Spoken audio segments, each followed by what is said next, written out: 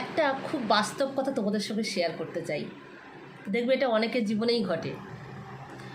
দুই বান্ধবী থাকলো, একসঙ্গে পড়াশুনো করলো, একসঙ্গে বড় হলো, কিন্তু কোনো একটা বান্ধবী তাদের মধ্যে, সেই দুজনের মধ্যে কোনো একটা বান্ধবীর হয়তো আগে বিয়ে হয়ে গেছে।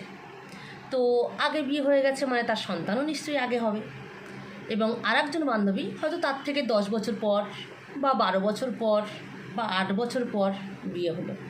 তাহলে তার অনেক দেরিতে সন্তান হবে।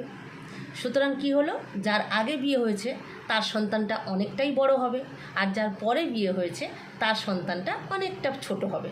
কিন্তু সমস্যাটা যেখানে, সেই দুই বান্ধবী যদি সেই 10 বছর পর একসঙ্গে আবার দেখা হয় কোনো না কোনো জায়গায়, ধর এই পুজোতে বা কোনো মেলাতে হঠাৎ দেখা হয়ে গেল, তখন কি হয় বলো তো?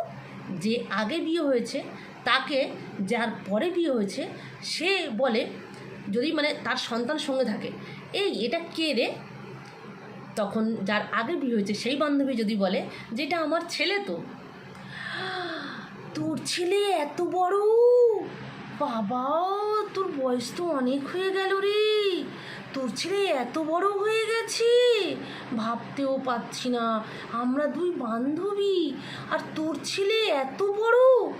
আমার ছেলে দেখ কতটুকু, মানে আমি তোর থেকে কিন্তু এখনও অনেক জুনিয়র আছি, যাই বলিস।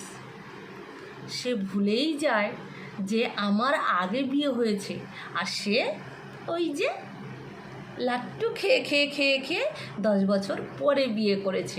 তো তার সন্তান কি আমার সন্তানের থেকে বড় হবে? নিশ্চয়ই ছোট হবে, সেটাই সে ভুলে যায়। তোর সন্তান কি বড়! বাস্তব, তাই না?